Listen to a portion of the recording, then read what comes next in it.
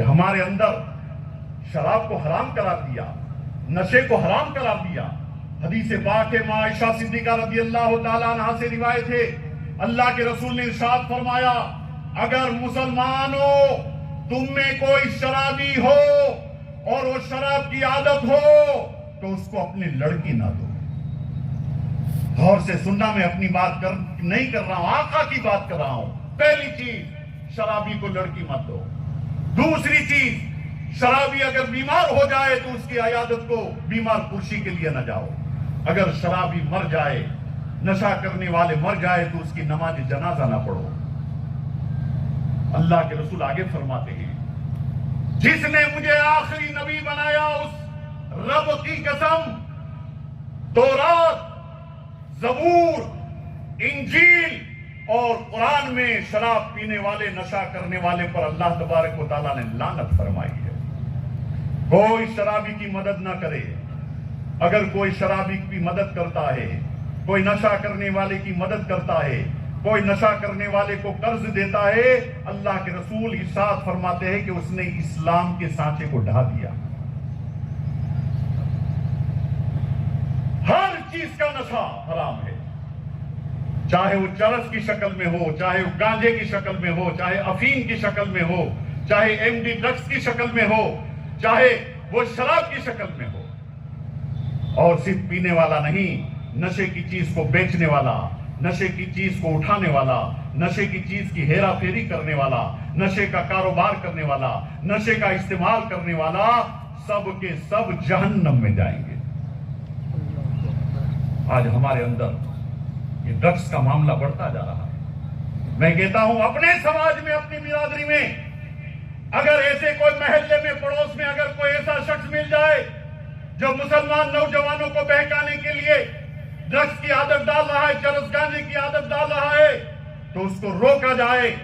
یہ مت کہنا کہ ہم کو کیا مطلب ہے، اس لیے کہ کل تمہارے نوجوان بچے کی باری آئے گی تو پچھتاوا ہوگا تمہیں۔ اس لیے روکا جائے ذمہ داری کے ساتھ۔ اور ہمارے سماج کے جو ذمہ دار حضرات ہیں، میرے دوستو، سماج کا جو آگیوان ہوتا ہے، سماج کا جو ذمہ دار ہوتا ہے، سماج کا جو لیڈر ہوتا ہے، اس کی بات کو ماننا سیکھو، اس کی بات کو ماننا سیکھو۔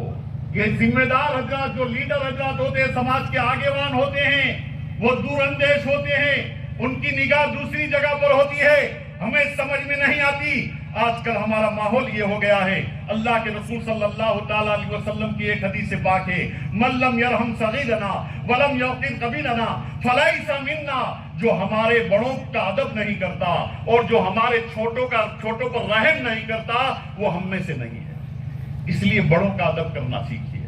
چھوٹوں سے میں کہتا ہوں، بڑوں کا ادب کرنا سیکھیے، چاہے وہ علماء ہو، چاہے مشائخ ہو، چاہے اپنے گھر کے بڑے ہو، چاہے رشتہ دار میں کوئی بڑا ہو، چاہے سماج کا کوئی آگیوان ہو، اس کا ادب کرنا چھوٹے کے لیے ضروری ہے، اور بڑے کی یہ ذمہ داری ہے کہ اپنے چھوٹا ہے اس کے اوپر رحم کیا جائے۔ یاد رکھتے ہیں، آج ہزاروں بچے شہادت کا گھونٹ پی کر کے زیر زمین چلے گئے ہیں۔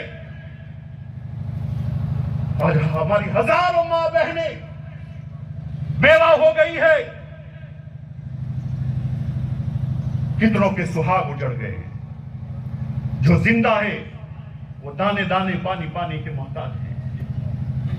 آج عید کی ہم خوشیاں منا رہے ہیں، لیکن ہمیں چاہیے کہ یہ خوشی کا دن نہیں ہے ہمارے لیے۔ ہمارے کوئی بھائی بھوکا ہو، کوئی بھائی پیاسا ہو، کوئی بچہ اناج کے دانے کے لیے تڑپ رہا ہو، ایسے وقت میں یہ عید کی خوشی ہمارے لیے خوشی کا دن نہیں ہے۔ لیکن ہم کچھ کر نہیں سکتے، لیکن اتنا تو کر سکتے ہیں، ہم اللہ کی بارگاہ میں ان کے لیے دعا کر سکتے ہیں، ایصال ثواب کر سکتے ہیں، ایصال ثواب کی محفلیں کر سکتے ہیں۔ خالی فیس بک پہ، انسٹاگرام پہ پوسٹ کرنے سے کچھ نہیں ہوگا، اللہ راضی نہیں ہوگا میرے دوست۔ ان کے لیے جائیے، آیت کریمہ کا ختم رکھیے تاکہ مشکلات آسان ہو جائے۔ ان کے لیے درود و سلام کی محفل رکھیے، ان بچوں کے ایصال ثواب کے لیے کھانا کھلائیے۔ ذرا سوچو، یہ حال سب کے ہو سکتے ہیں، ہمارے بھی ہو سکتے ہیں۔ ابھی نہیں سدھرو گے تو کب سدھرو گے؟ ابھی بھی آنکھیں نہیں کھلی تو تمہارا انجام کیا ہوگا وہ اللہ اور اس کا رسول ہی بہتر جانتا ہے۔ معاف کرنا نوجوانوں، معاف کرنا دوستوں، آج بولنے کو جی چاہتا ہے اس لیے بول رہا ہوں۔ یہ سب تباہی اللہ کی طرف سے امتحان، اللہ کی طرف سے آزمائش آنے کی وجہ یہی ہے کہ جب انسان کے مسلمانوں کے گناہ بڑھتے ہیں تو اللہ تبارک و تعالی ظالم حکومت کو، ظالم بادشاہ کو ہمارے اوپر مسلط فرما دیتا ہے۔ اور جب تک مسجدیں نہیں بھرے گی نمازیوں سے اور شراب کھانے، جوئے کھانے خالی نہیں ہوں گے ہمارے مسلمانوں سے، تب تک اللہ کی طرف سے یہ امتحان آزمائش چلتی رہی گی میرے دوست۔ بہت ہو چکا، رمضان کا مہینہ گزرا، الحمدللہ مسجدیں بھری، تراویح میں مسجدیں بھری، قرآن کی تلاوت، روزوں سے مسجدیں بھری، خیرات دینا لینا، مسلمانوں کا دل کھل جاتا ہے۔ لیکن جیسے ہی عید کا چاند نظر آتا ہے، اتنی بڑی تعداد میں عیدگاہ پر جتنے مسلمان یہاں پر جمع ہیں، یہی مسلمان پھر کل کہاں چلے جاتے ہیں؟ کہاں چلے جاتے ہیں؟ نہ اتنی تعداد جمعہ میں نظر آتی ہے، نہ پنج وقت میں نظر آتی ہے۔ یہ لوگ کہاں سے آتے ہیں اور کہاں چلے جاتے ہیں؟ یاد رکھو میرے دوستو، آج انعام کا دن ہے، اللہ تبارک و تعالیٰ کی طرف سے انعام کا دن ہے۔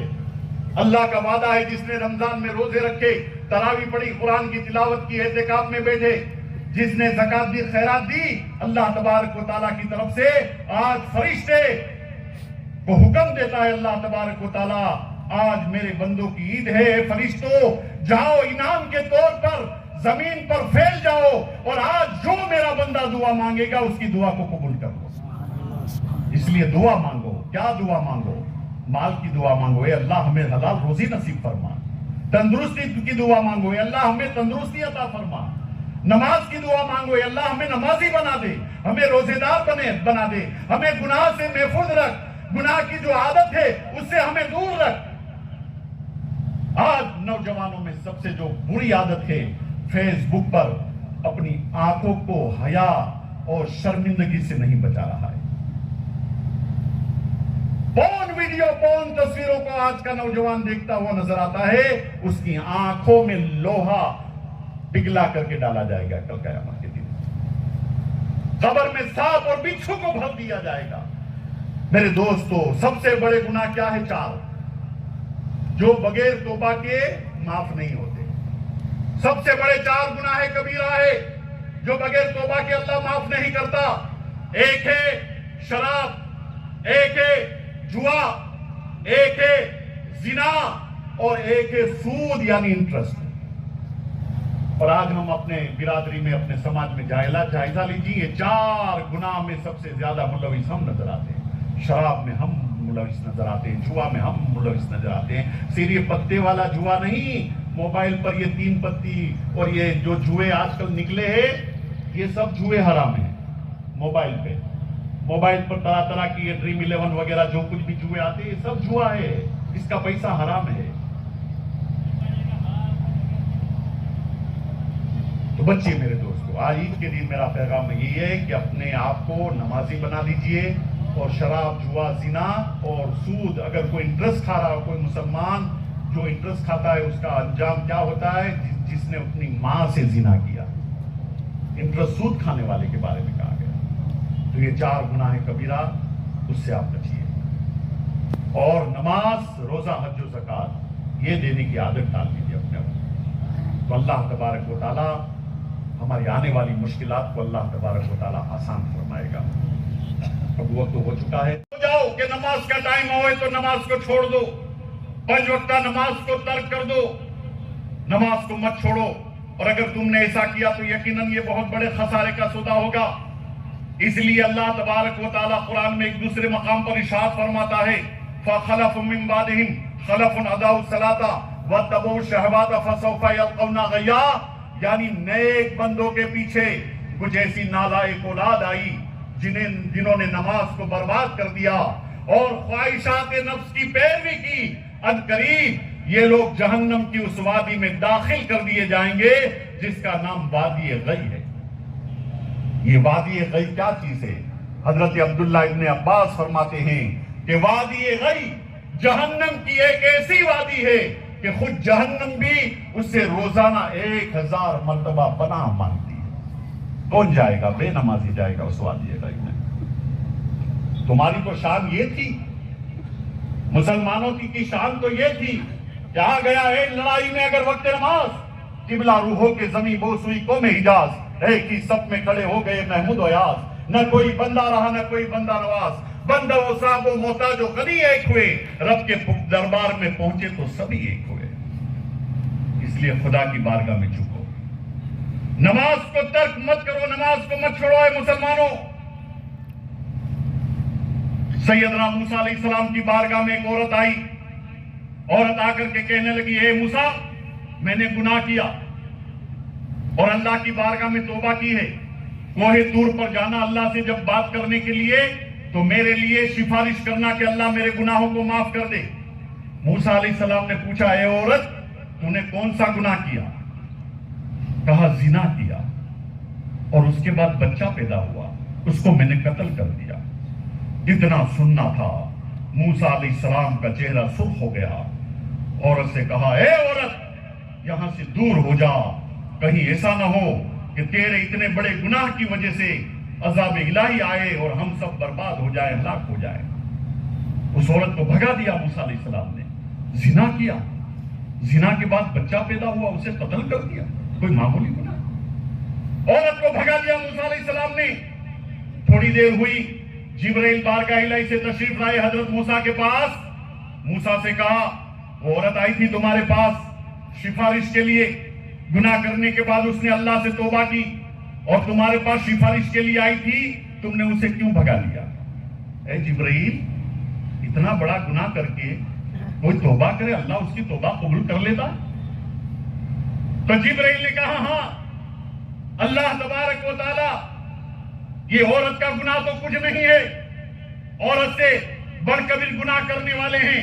اس عورت کے گناہ کو تو اللہ تبارک و تعالیٰ نے قبول کر لیا ہے. اس نے پچھتاوا کیا، سچے دل سے معافی مانگی، اس لیے اس کے گناہ کو اللہ نے معاف کر دیا. لیکن اس سے بھی بڑا گنہگار ہے.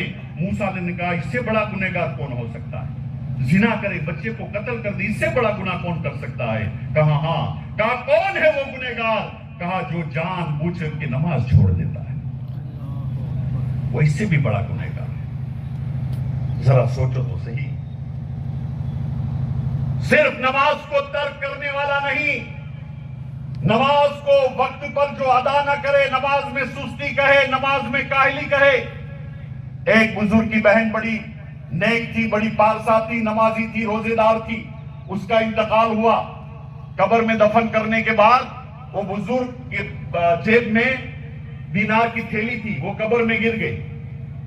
واپس گھر پہ آئے، یاد آیا بڑی ساری رقم تھی، بہت ساری رقم تھی. واپس قبرستان جاتے ہیں، بزرگ قبر کو کھولتے ہیں تو کیا دیکھتے ہیں؟ قبر سے آگ کے شعلے نکل رہے ہیں. پھٹافٹ قبر کو بند کر دیا. آپ کی ماں کے پاس آتے ہیں. ماں سے کہا، ماں جو ہوتی ہے وہ بیٹی کے ہر راز سے واقف ہوتی ہے، ماں بیٹی کے ہر راز کو جانتی ہے. اے ماں بتاؤ، میری بہن تو عابدہ تھی، میری بہن تو پاکیزہ تھی، نماز پڑھتی تھی، قرآن پڑھتی تھی، روزہ رکھتی تھی، کبھی اس کو گناہ کرتے ہوئے نہیں دیکھا، پھر اس کے قبر سے آگ کے شعلے کیوں بھڑک رہے ہیں؟ ماں نے کہا، بیٹا تیری بہن جو تھی نمازی ضرور تھی، روزے دار ضرور تھی، قرآن کی تلاوت بھی کرتی تھی، کوئی عیب نہیں تھا، لیکن ہو سکتا ہے ایک بری عادت تھی اس میں، اس وجہ سے اس کی قبر میں عذاب ہو رہا ہے. کہا کون سی بری عادت تھی؟ کہا جب نماز کا وقت چلا جاتا تھا اس کے بعد نماز پڑھتی تھی. ذرا سوچو، نماز نہ پڑھنے والے کا انجام تو کیا ہوگا وہ تو اللہ ہی بہتر جانتا ہے.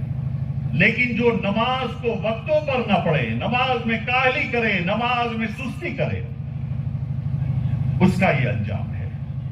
یاد رکھو میرے دوستو، نماز ایک ایسی چیز ہے، آج سب کی زبان پر یہی بولی ہے، ہمیں عزت کیسے ملے، ہمیں مقام کیسے ملے, ہمیں بلندی کیسے ملے, ہم عزت کے ساتھ اس سرزمین پر کیسے اپنے سر کو اونچا رکھے.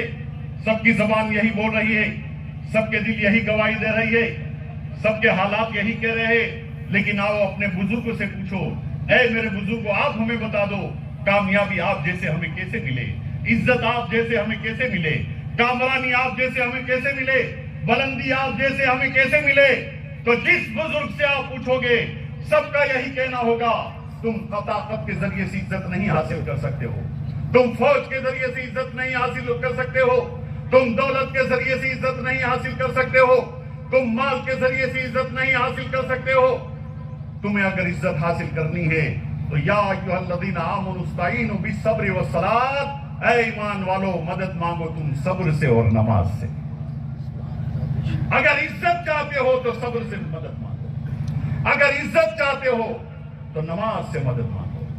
کیا وجہ ہے, کیا وجہ ہے؟ ایک سجدہ جسے تو گرا سمجھتا ہے, گرا یعنی سستا, یہ ایک سجدہ جسے تو گرا سمجھتا ہے 1000 سجدوں کو دیتا ہے آدمی کو نجات. اگر خدا کی بارگاہ میں جھکے گے تو خدا غیرت والا رب کریم کسی دوسرے کے آگے جھکنے نہیں دے گا.